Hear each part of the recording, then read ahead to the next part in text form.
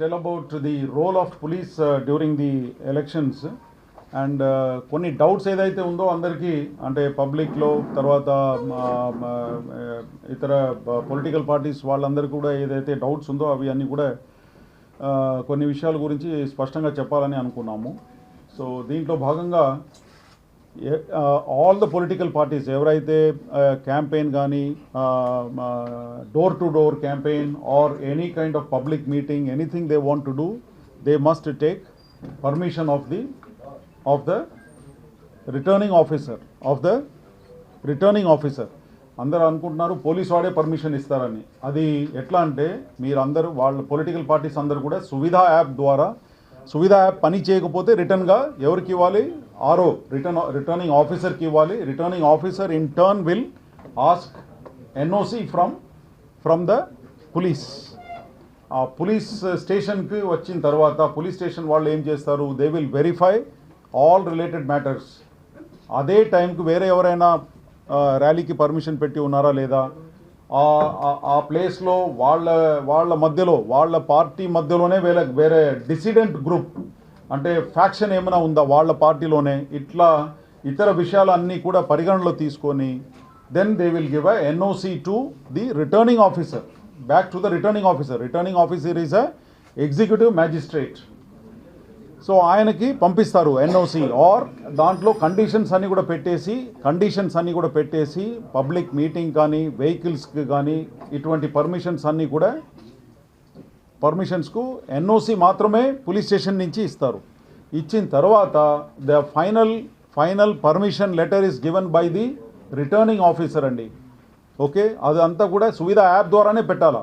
Generally if Suvidha app పని చేయలేదు, internet లేదు, ఎలక్ట్రిసిటీ లేదు, ఇట్లాంటి రకరకాలుగా కారణాలు ఏదైనా ఉంటే they can give a return permission letter paying the necessary fees. తర్వాత దానికి కావాల్సిన డాక్యుమెంట్స్ అన్నీ కూడా అంటించి they have to give it to the returning officer. So the returning officer is the final authority to give permissions for any rally, any meeting, door to door campaign. కొంతమందికి doubt ఉంది, door to door campaign చేయవచ్చా లేదా permission లేకుండా.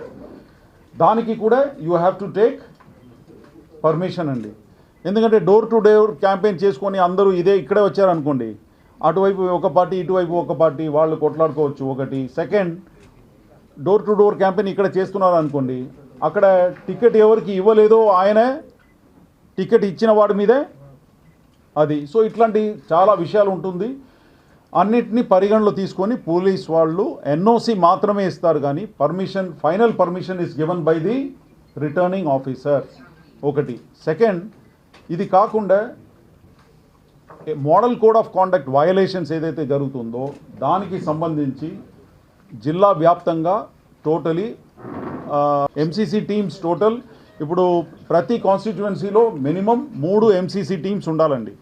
So 3x7 21 multiplied by 3 shifts అంటే totally 63 MCC teams, model code of conduct teams కూడా ఇక్కడ మన విశాఖపట్నంలో ఏర్పాటు చేయడం జరిగింది. ఆ ఎంసీసీ టీమ్స్కు కంప్లైంట్స్ వస్తుంది. Complaints can come from C vigil is a public this thing. ఎవరైనా దాంట్లో వైలేషన్స్ ఎక్కడైనా కనపడితే మిస్యూజ్ చేస్తూ ఉంటే ఆర్ ఏదైనా బ్రైబింగ్ ఏదైనా చేస్తూ ఉంటే అటువంటి ఫోటోలు కానీ కంప్లైంట్స్ కానీ దాంట్లో రిజిస్టర్ చేయవచ్చు. సి విజిల్ యాప్ అండి అది. ఒకటి.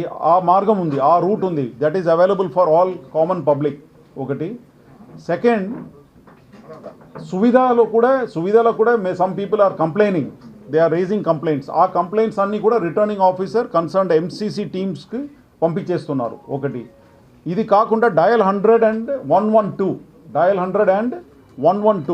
దాని ద్వారా కూడా చాలామంది ఫోన్ చేసి కంప్లైంట్స్ చేస్తున్నారు. ఈ కంప్లైంట్స్ అన్నీ కూడా చివరికి కంట్రోల్ రూమ్ నుంచి ఎంసీసీ టీమ్స్ 63 టీమ్స్ ఏదైతే ఉందో మన జిల్లాలో ఆ టీంలో ఉన్న ఎగ్జిక్యూటివ్ మ్యాజిస్ట్రేట్, ఈ team head is a executive magistrate MPDO, ఆయనకి ఇన్ఫామ్ చేస్తారు. చేసిన వెంటనే వాళ్ళు కూడా 3 షిఫ్ట్స్లో పనిచేస్తారు. సో ఆ ఎంపీడీఓకి ఇన్ఫామ్ చేసిన వెంటనే ఆ ఎంసీసీ టీంలో ఎవరెవరు ఉంటారు? ఎంసీసీ టీంలో ఎంపీడీఓ ఒకటి, he's the head of the MCC team.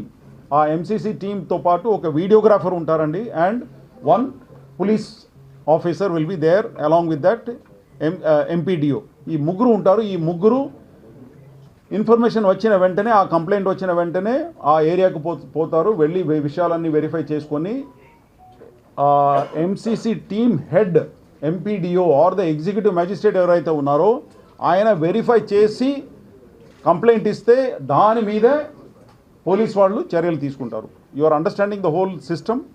So the final complainant is again MCC టీంలో ఎవరైతే హెడ్గా వ్యవహరిస్తున్నారో ఆయనే కంప్లైంట్ ఇవ్వాలా, వెరిఫై అంతా చేసేసి కంప్లైంట్ ఇవ్వాలి. ఇప్పుడు డయల్ 100లో 112లో పోలీస్ కంట్రోల్ రూమ్కి ఎవరో కంప్లైంట్ చేశారంటే వెంటనే ఇక్కడ కేసు రిజిస్టర్ చేసేది లేదు. That will be referred to the MCC team in the ఫీల్డ్లో ఉన్న 63 టీమ్స్ ఏదైతే షిఫ్ట్లో పని చేస్తుందో MCC team headed by a executive magistrate, ఆయన ఇచ్చిన కంప్లైంట్ మీదే తర్వాత ఆధారాలు బట్టి we will start the investigation in the police station, we will issue A FIR. అర్థమైంది కదా? ఆ విధంగా ఈ కంప్లైంట్స్ మీద చర్యలు తీసుకోవడం జరుగుతుంది. ఈ స్పష్టత ఉండాలి. ఇది కాకుండా కాగ్నిజబుల్ ఆఫెన్స్ అంటే ఏంటి?